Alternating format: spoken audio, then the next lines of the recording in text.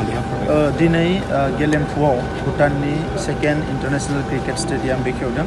बेवहाय बिथांमोननि रयेल हाइनेस होननानै बुङो बिथांमोननि जाय राजा बिनि फंबाय बेवहाय बाहागो लाफैदों आरो जोंनिफ्रायबो जोङो MLA जोंनि EMफोर आरो MCLA जों बयबो बाहागो लाफैदों। बे स्टेडियामाव बिथांमोना हारसिं गेलेगोन बिदि नङा, जोंनि प्लेयारफ्राबो फैनानै गेलेनो हागोन आरो लोगोसे इन्टारनेशनेल इभेन्ट जायोबा जोंनि ओनसोलनि रायजोफ्रा फैनानै खाथियावनो नायनो हागोन। दा बिनि थाखायनो बे स्टेडियामा जोबोद गोनांथार आरो बेवहाय जोंखौबो बे बेखेवनाय हाबाफारियाव बाहागो लानो बिथांमोना हांख्रायदों। बे हिसाबै जों बाहागो लादों। भुटानजों जोंनि माहारिजों गोबाव समनिफ्रायनो सोमोन्दो दङ आरो भुटान बर्डाराव थानाय जोंनि मानसिफ्राबो खामानि दामानि बायदिसिना जोबोद क्ल'सलि भुटाननिफ्राय माखासे बेनिफिटखौ मोनो। दा बे हिसाबै भुटानाबो जोंनिफ्राय बायदिसिना जिनिसफोरखौ बायो, जोंबो बिथांमोननिखौ बायो। दा बे हिसाबै मोनसे सोमोन्दोआ दंलायलायो।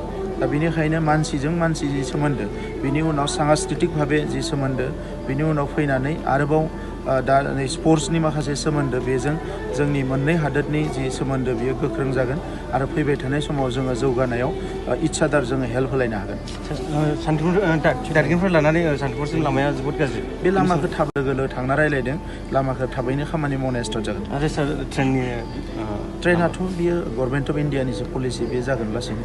सार जोंनि माखासे बर' लाइमोनफोरखौ माखासे फुटबल गेलेनायावल' बांसिन बाहागो लानायखौ नुनो मोनो, नाथाय क्रिकेटाव बाहागो लानायखौ बांसिन नुनो मोनो। ट्रेडिसनेलि फुटबलखौ गेलेबोदों हिसाबै फुटबलावनो दङ जोङो, लासैनो क्रिकेटावबो थांगोन। क्रिकेटावबो साफा सानै दङ, नाथाय फुटबला जेरैबायदि क्रिकेटखौ बेबायदि गेलेयाखै। लासैनो क्रिकेटखौबो जोंनि मानसिफ्रा गेलेगोन आरो गुबुन गुबुन दायो बक्सिं, आर्चारि गुबुन गुबुनफ्राव गेलेगासिनो दङ। दा बे हिसाबै क्रिकेटावबो लासैनो गेलेगोन, आं बेखौ मिजिंथिदों। मोनसे फोसावथाय 2024निफ्राय 2025 मायथाइनि ड्रीम किन्डारगार्टेन प्रि स्कुल काम क्रिट सेन्टारनि मुं थिसननाय हाबाफारिया सोलिगासिनो दङ। क'क्राझार सहरनि साखाथियाव थानाय एबा देबोरगाव बड'लेण्ड मुलुगसोलोंसालिजों नांजाबनाय गियानपुरियाव गोदानै ड्रीम किन्डारगार्टेन प्रि स्कुल काम क्रिट सेन्टार बेखेवदों। जायफोर बिमा बिफाफोरा सानसेथोलो गाव गावनि उन्दै गथ'फोरखौ नोजोर खालामस्लाबनो हाया एबा साख्रि बाख्रिफोराव बेस्थ' जानानै थायो, बैसोर बिमा बिफाफोरा गावनि उन्दै गथ'फोरखौ गियान होनायजों लोगोसे 2 बोसोरनिफ्राय 5 बोसोरनि गथ'फोरखौ बे ड्रीम किन्डारगार्टेन प्रि स्कुल काम क्रिट सेन्टाराव सोलोंथाइ होनो हागोन।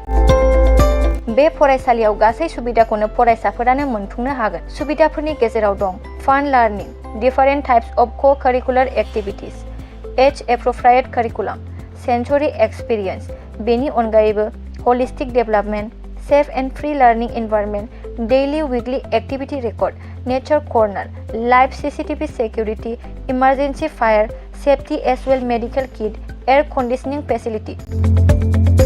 बेफोर सुबिदाफोरखौ गासै फरायसाफोरानो मोननो हागोन। बेनि अनगायैबो नोंथाङा गोबां बाथ्रा मिथिनो थाखाय नैबे 8638145487 एबा 9101156459 जानबुं नाम्बाराव फन खालामनानैबो खौरां लाहरनो हागोन।